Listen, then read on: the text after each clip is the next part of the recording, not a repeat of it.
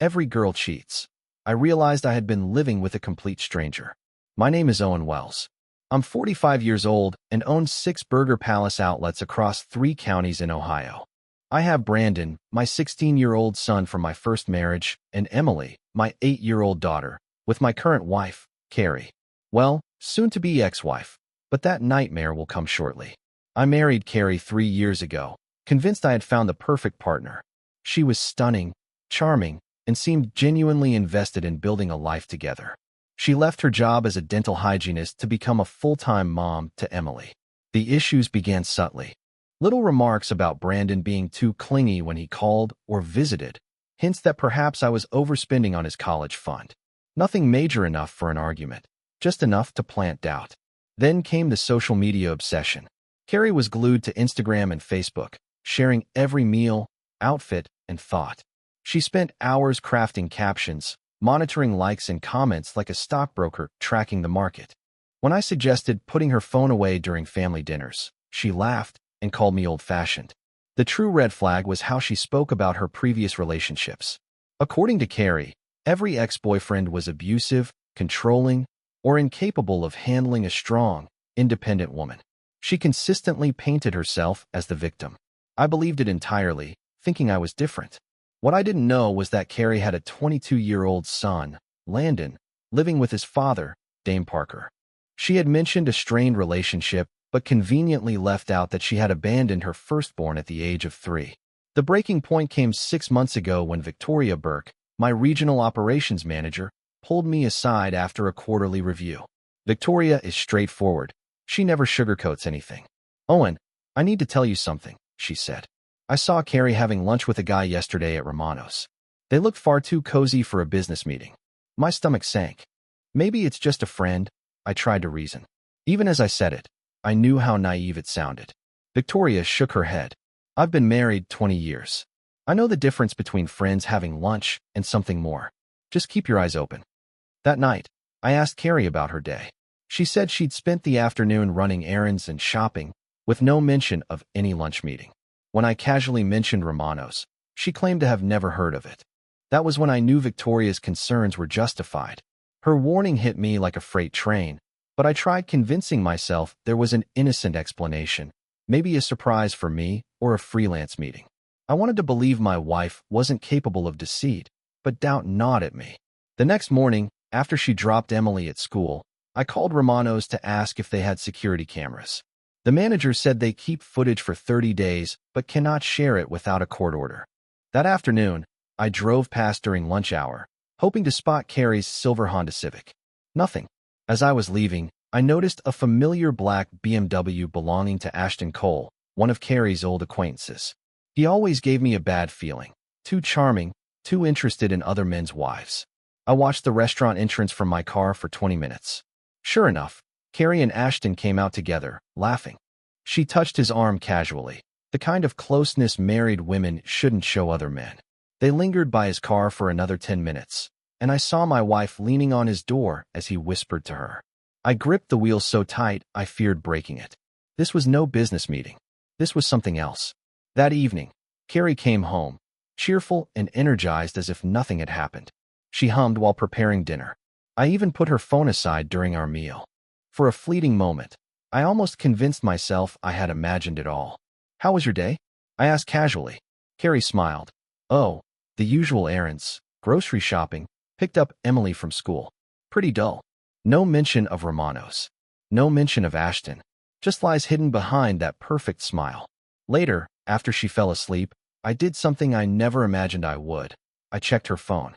She had always used Emily's birthday as her passcode. My heart raced as I scrolled through her texts.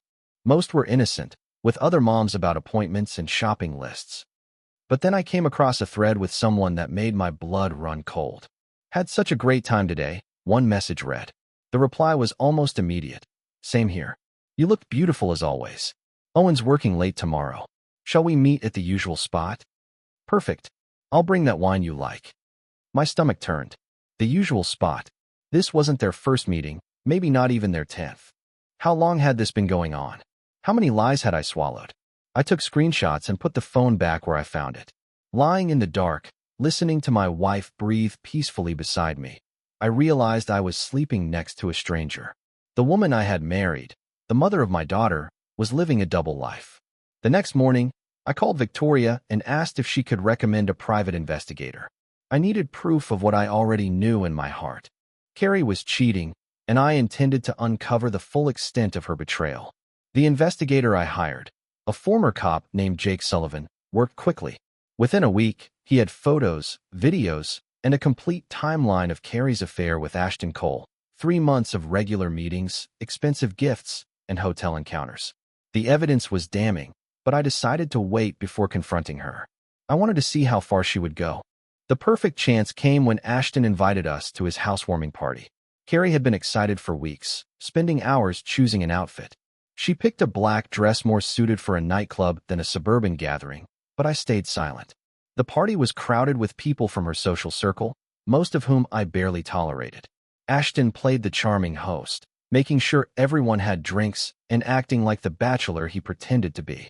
What disturbed me most was how at ease Carrie seemed around him, as if they shared some private joke. As the evening went on, I watched my wife change. She became more animated, flirtatious, touching Ashton's arm as she laughed at his stories. Her friends Jessica and Monica encouraged her, whispering and giggling like teenagers. Around 10 p.m., after several drinks, Carrie's inhibitions vanished. I was talking to another guest when I heard Jessica shout, "Do it! Show you're not just a suburban housewife." I turned and saw Carrie pressed against Ashton by the kitchen island, their faces inches apart. The room went silent, everyone watching as if it were a show. Monica recorded everything while Jessica cheered. "Show everyone who you really are, Carrie," Monica yelled. That's when my wife kissed another man in front of 30 people, including me. It wasn't a quick peck or an accidental brush.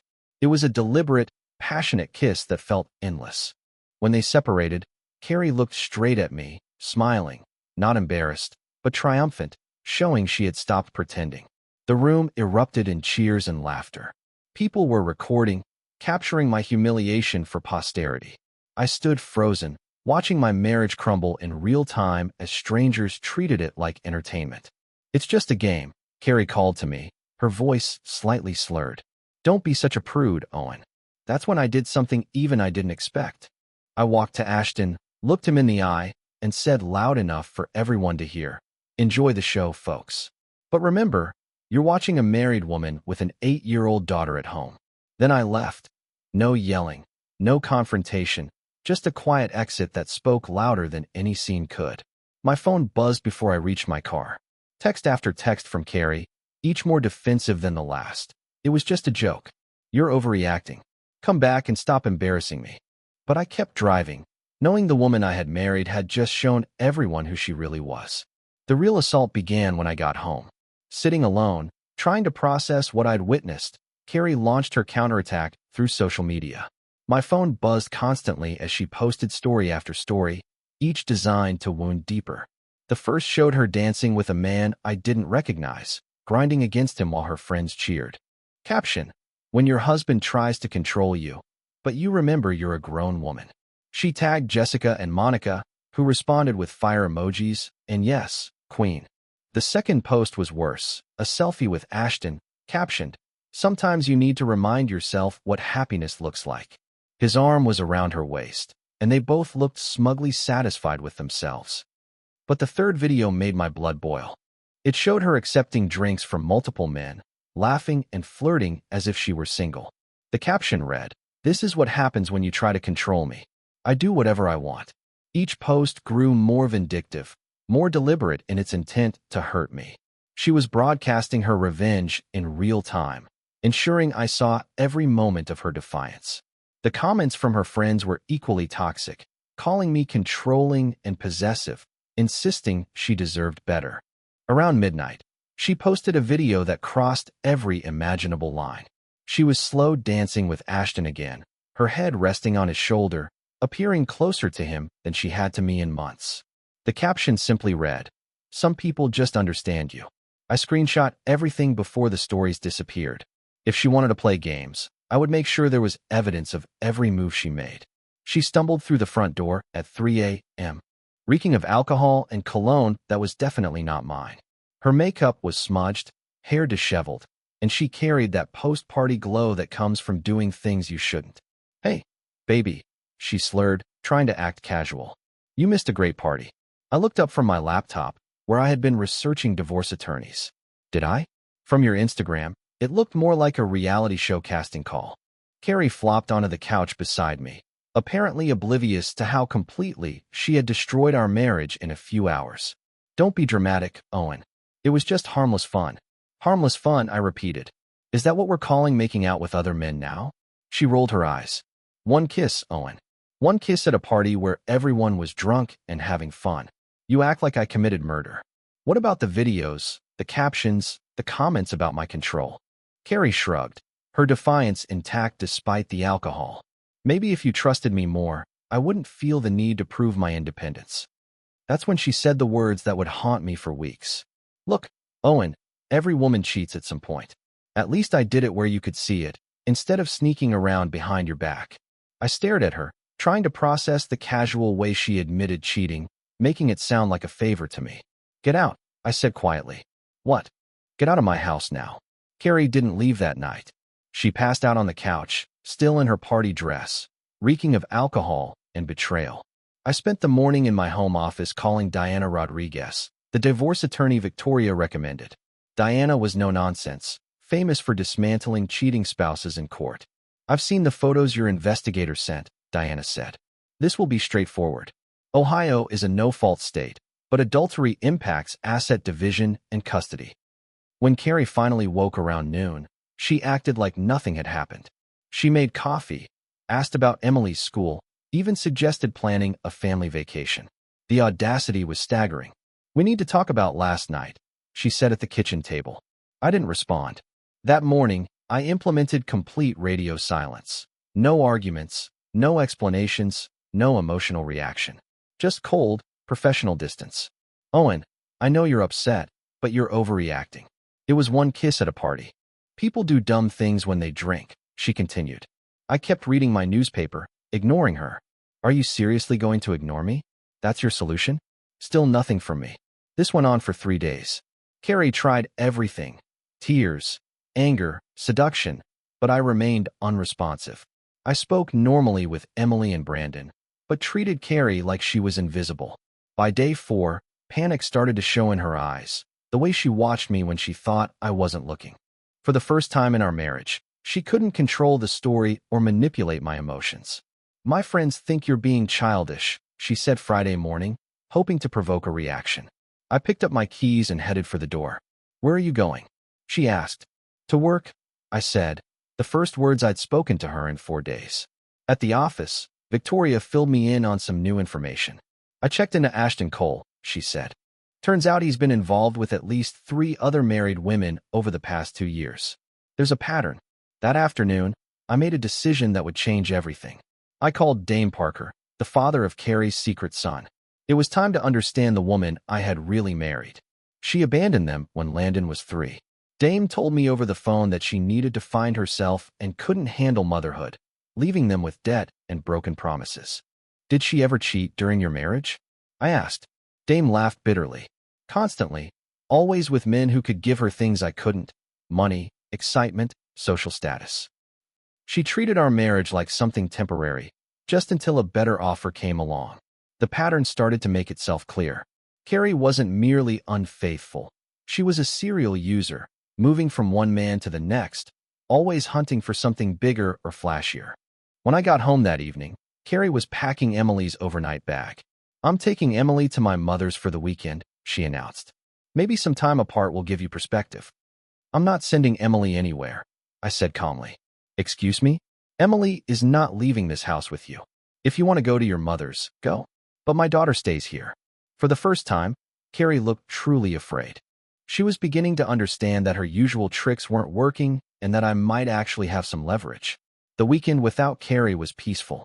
Emily and I baked cookies, watched movies, and had honest, age-appropriate talks about why Mommy seemed upset.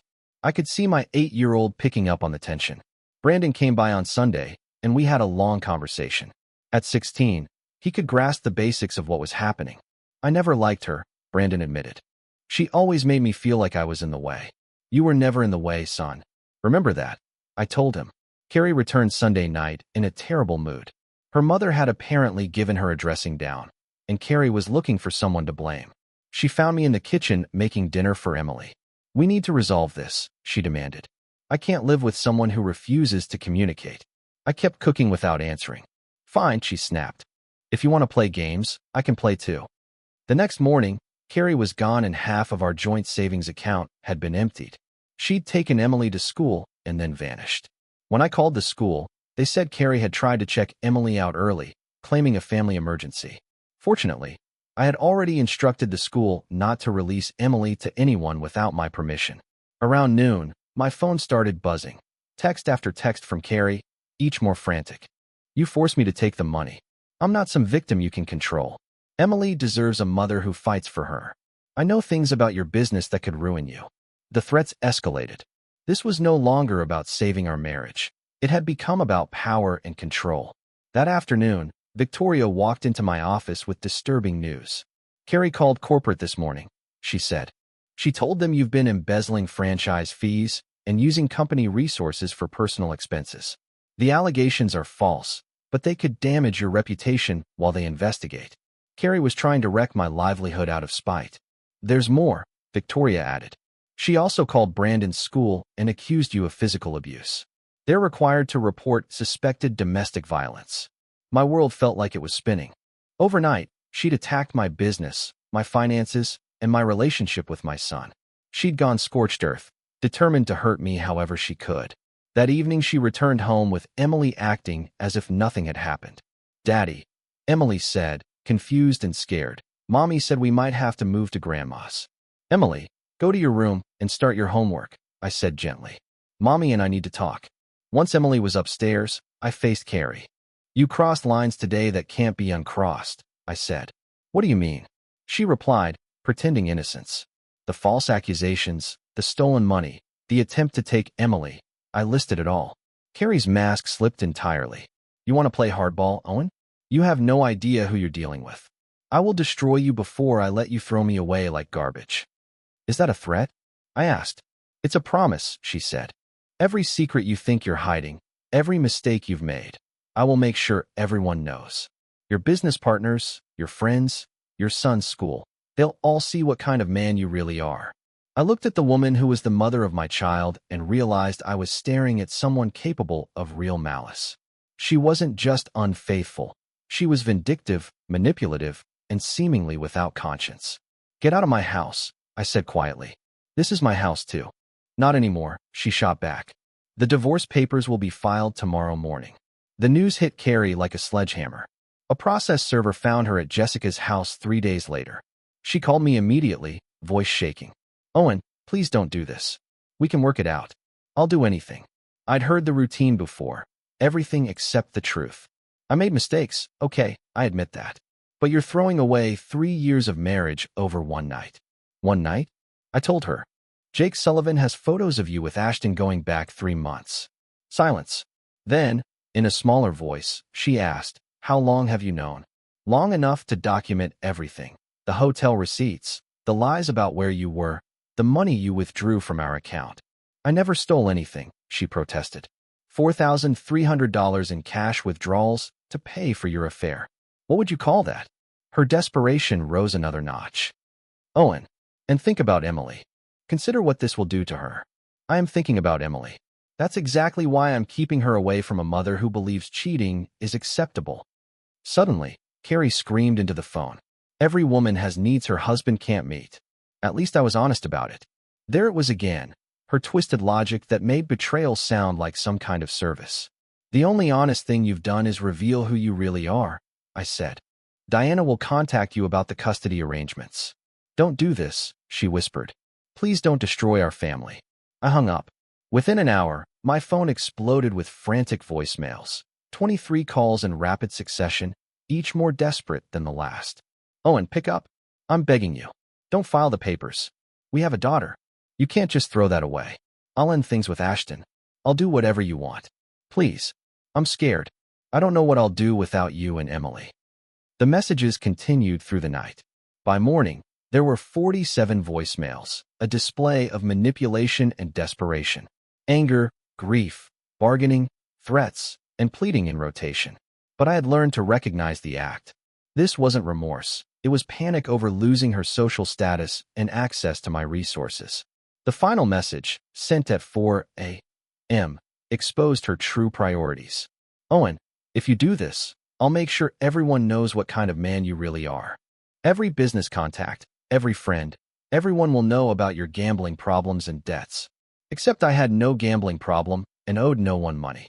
She was inventing lies to ruin my reputation if I didn't comply. That was when I knew I had made the right choice. Diana Rodriguez moved quickly. Within a week, she filed for divorce, requested emergency custody of Emily, and froze all marital assets. Carrie's desperate attempts to control the story were falling apart. She tried enlisting her friends as witnesses, but Jessica and Monica's social media posts from the party worked against her. Video evidence of them encouraging her to kiss Ashton and cheering her on undermined her claim that she had been pressured. The turning point came when Dame Parker agreed to testify about Carrie abandoning their son, Landon. His testimony established a pattern of selfish behavior, proving she was unfit for primary custody. She walked out on a 3-year-old, Dame told Diana during a deposition. Left us with all the responsibilities and never looked back. Landon still asks why his mother doesn't love him. Carrie's lawyer argued that past mistakes didn't reflect her current abilities as a mother, but the evidence was overwhelming. The affair, the stolen money, and the false accusations. The final blow came when Victoria testified about Carrie trying to sabotage my business, calling our corporate office with false claims of embezzlement. She was willing to destroy her husband's livelihood out of spite. During the custody hearing, Carrie broke down. I love Emily more than anything, she sobbed. I made mistakes, but I'm still her mother. Judge Harrison wasn't impressed. Mrs. Wells, you documented your infidelity on social media, stole money from joint accounts, and made false allegations against your husband. This court's primary concern is the child's welfare. I was awarded primary custody of Emily. Carrie received supervised visitation every other weekend. The house, business assets, and most of our savings remained with me. She had gambled everything on her affair and lost. As we left the courthouse, Carrie grabbed my arm one last time. You've destroyed everything, she hissed. I hope you're happy. I'm protecting my daughter from someone who treats marriage vows as optional. I replied, that's what a good father does. 6 months later, I learned through mutual friends that Carrie had moved in with Ashton. The relationship lasted just 3 weeks before he kicked her out. Apparently, he only had an interest in other men's wives, not available women with complications. Emily adapted better than I expected. She missed her mother, but also seemed relieved to live in a home without constant tension and drama. Daddy, she asked one evening while we prepared dinner together, why did Mommy stop loving us? I replied, sometimes adults make choices that hurt the people they're supposed to protect. But that's not your fault, and it doesn't mean you aren't lovable. Will you ever get married again? She asked. I thought for a moment. Maybe someday, but only to someone who understands that family comes first. Tucking Emily into bed that night, I realized we would both be okay. 2 years after the divorce, life had settled into a comfortable rhythm. Emily was thriving in 4th grade. Brandon had started college on a full scholarship, and my Burger Palace franchises were more profitable than ever. The chaos Carrie had brought into our lives was now a distant memory.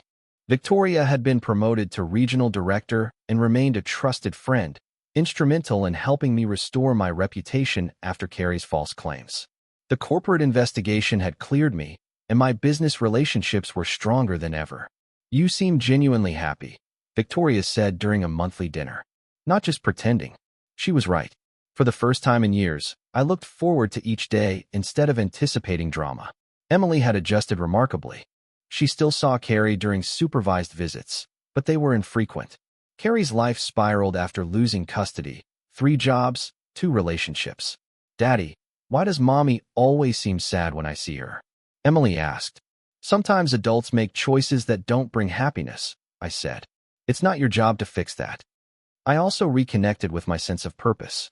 Without constant relationship drama, I rediscovered my passion for business and community. I joined the school board and mentored young entrepreneurs. Brandon called regularly from college, finally free to have an honest relationship with me. I'm proud of how you handled everything, Dad, he said. You showed me what real strength looks like. Last month, I started dating Sarah, a teacher at Emily's school. She was kind, genuine, and understood that children come first. More importantly, she had no interest in social media drama or emotional games. Take it slow, Victoria advised. You've earned the right to be selective. The restaurant business was thriving. I had opened 2 new locations and was considering expansion into neighboring states. Success now felt meaningful, not undermined by resentment. Carrie reached out occasionally, usually between jobs or relationships, following a familiar pattern: pleasantries, requests for money, or custody renegotiation. All communication went through Diana Rodriguez. I never replied directly. The most important lesson I learned was to trust my instincts. All the red flags I had ignored during our marriage were accurate warnings. I would never again dismiss my gut feelings for peace with someone undeserving.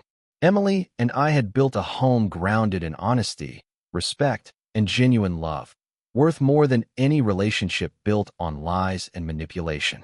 5 years post-divorce, I watched Emily practice soccer in the backyard with Sarah. We had married the previous spring in a small ceremony focused on family, not spectacle. Sarah brought stability and joy. She understood Emily would always be my priority, never trying to replace Carrie or stir drama in our blended family. Brandon had graduated and was thriving in Denver, forming a genuine friendship with Sarah. The restaurant empire now had 12 locations across 3 states. Victoria and I had become business partners, combining operational expertise with expansion vision. Our professional relationship had grown into something like family. Carrie's supervised visits had ended 2 years prior when she stopped attending. Emily was initially sad, but had found peace. I have you and Sarah now, she said. That's enough family for me. The house was filled with laughter and honest communication. Sarah and Emily bonded over cooking and art. No hidden agendas, just genuine relationships. Dad, Sarah's teaching me to make pasta from scratch. Emily called. Sounds messy, I replied. The best cooking always is, Sarah said, kissing my cheek.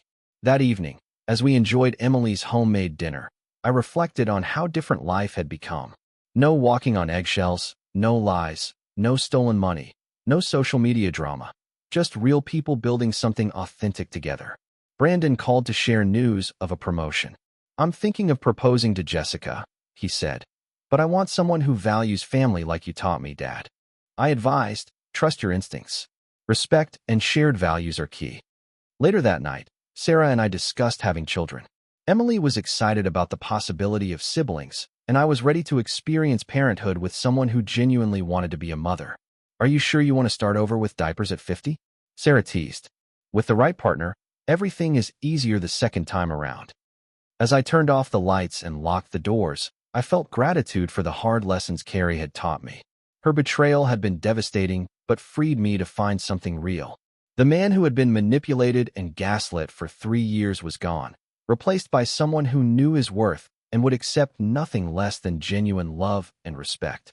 Emily, Sarah, and I had built the kind of family I had always wanted, based on truth, loyalty, and prioritizing each other's well-being.